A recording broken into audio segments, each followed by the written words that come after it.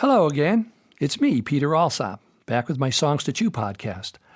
This week we have a song for adults and teens from my Disciples of Perfection album. The song is If Jesus Had a Gun.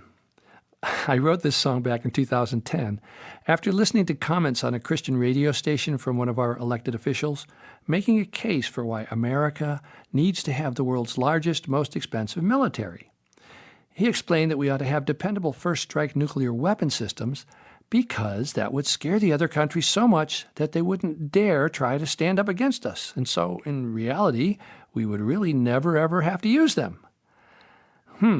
Reminds me of the story we all know about someone with a hammer. They go looking for nails. Not clear, accurate thinking in my book. It's right up there with the senator from South Carolina who was accused of being a mediocre senator by a reporter. Well, the senator thought for a moment and said, "Well, sir, you know there are lots and lots of mediocre people out there. And they need representation too." Right. Well, I'm not a Christian myself. I'm not really much of a fan of labels. I prefer verbs to nouns because verbs are about doing things, about taking some kind of action. Nouns are used as labels and often used to dismiss someone or something. Feels like you got it all summed up when you got a name for it, and so you can move on to the next thing on your list. I remember one conference right after my show, a man came up and said, "Well, Peter, I can see you're not a Republican." A label. "Well, how can you see that?" I asked. "Well, I think the purple Crocs and the long hair is kind of a giveaway," he smiled. "Well," I said, playing along, "I might be a Republican, though. Tell me, what does a Republican do?" "Well, me? After church on Sunday, I spend time helping to feed the poor people in our town." "Well, I do that," I replied. "Maybe I'm a Republican. What else do you do?" "I send money to George Bush and Dick Cheney." I said, "I don't do that. Can you tell me why you think it's a good idea?" And then we had a pretty good conversation. I mean, we still didn't agree about sending money to those folks, but at least we weren't dismissing each other, and we were talking together. I've worked with lots of kids who had really negative images of themselves. "I'm just a bad kid," they'd say, "so that's why I do what I do."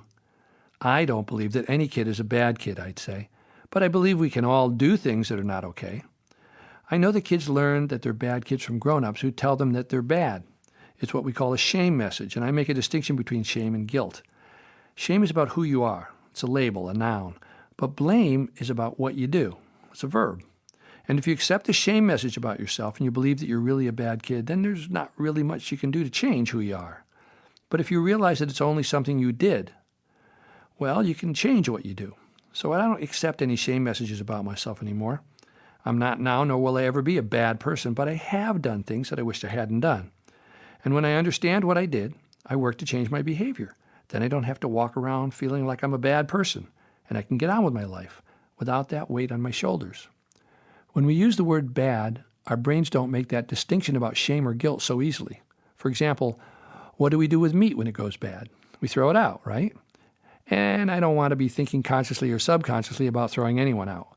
So when someone tells me about a bad kid, I ask them to tell me what the kid is doing, because maybe I can help them find some other behavior that might be more successful for them, and then folks will stop calling them bad. It's what we do that's important, not how we're labeled by others or by ourselves. And I make this point around religious labels sometimes with my audience by saying, "Well, I'm guessing that we have some Christians with us in the audience today, right?" No, that's okay. You don't have to stand up. But I do have a question for you. Would you raise your hand if you've ever seen another Christian coming your way and you wanted to go in the other direction? I always get a laugh. And I explain, exactly, because it's not the noun, the Christian label, that's important. It's the verb. It's how they do their Christianity. The reason you want to go in the other direction is because their Christianity doesn't have any room for your Christianity. Otherwise, why would you want to leave, right? So what's all this got to do with the song we're chewing on today? Today's song is If Jesus Had a Gun from my Disciples of Perfection album. We all know they didn't have guns when Jesus was around, but what if they did? They had weapons. Would it make a difference if he just had the only gun in town? I mean, would that be a bad thing if he never shot anyone? Would it make him badder than the Romans? Or bigger than the other prophets that lived way back then? That might be kind of like us having nuclear weapons, right? If we don't use them, it's okay. But just to let people know that we have them, right? That would be important. How would God feel about Jesus packing sidearms, I wonder? Wonder how God might feel about us and our nukes. Anyway, I find it helps sometimes to ask grown-up questions from a kid's perspective. See what you think. So here it is from my Disciples of Perfection album. Here's If Jesus Had a Gun.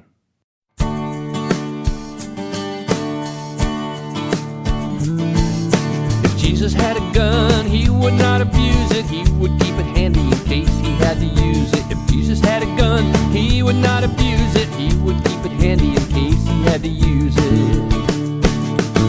Now if some tough guys pushed him down, or maybe they disrespected Mary, you know Jesus was her baby. Well, if Jesus had a gun, he wouldn't need to fight.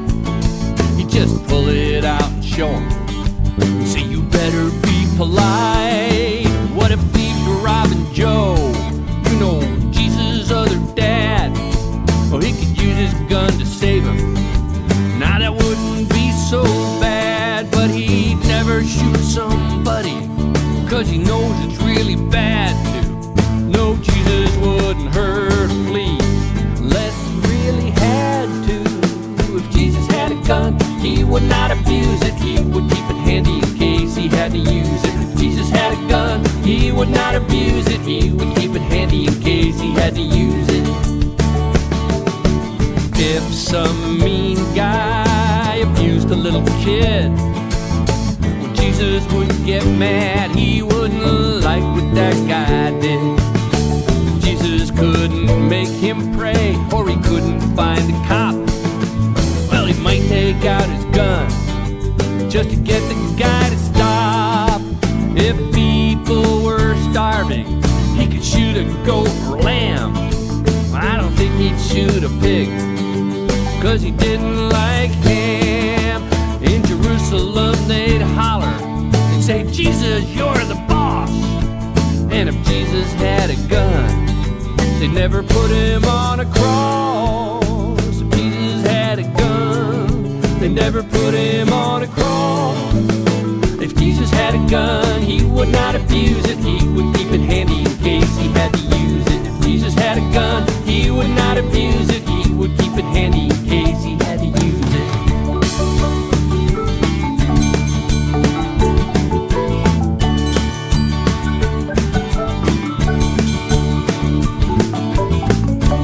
Jesus was God's kid and probably fast with a gun. Probably knew the best way to get things done. But if they didn't put him on the cross, then the story's not the same. If Jesus had a gun, would he use it in God's name, saying turn your other cheek and love your fellow man? What part of thou shalt not kill is hard to understand. Now it's God's law, and all you people know it too. Your behavior's tempting me to use my gun on you. I think Moses and Mohammed lived with Jesus back then. And they probably didn't have guns, they were probably friends. I think Moses and Mohammed lived with Jesus back then. And they probably didn't have guns, they were probably friends. If Jesus had a gun, I think he'd throw that gun away, 'cause he knows he might be tempted if he had a bad day. Yeah, if Jesus had a gun, he'd throw that gun away. He would never use it, he would find another way. If Jesus had a gun, he'd throw the gun away. He would never use it, he'd find another way.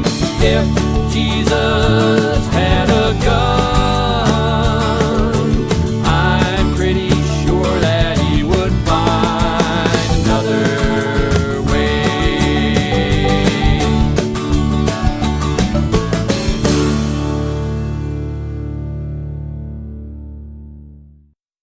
When I wrote this song, it was with a batch of other kids' songs.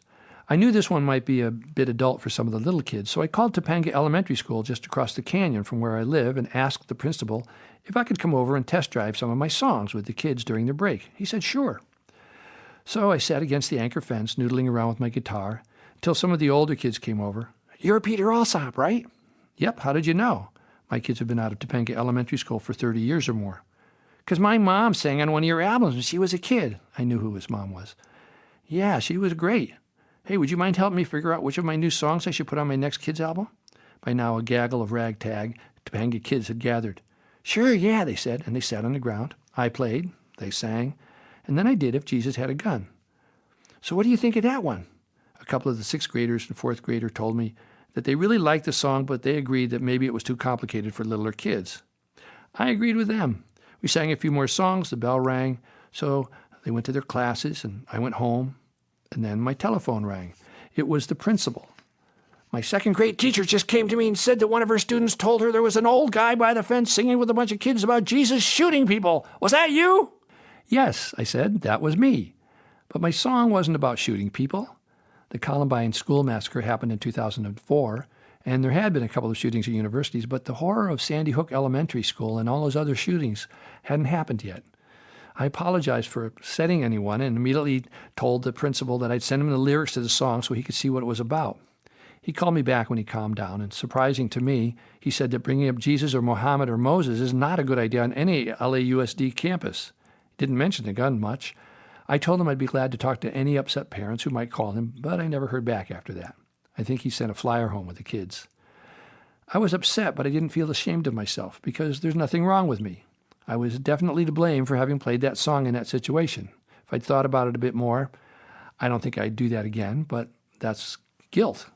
That's about what I did, not shame about who I am. Sometimes, even when we do things with the best of intentions, they still don't work out as smoothly as we'd like. Well, that's it for today.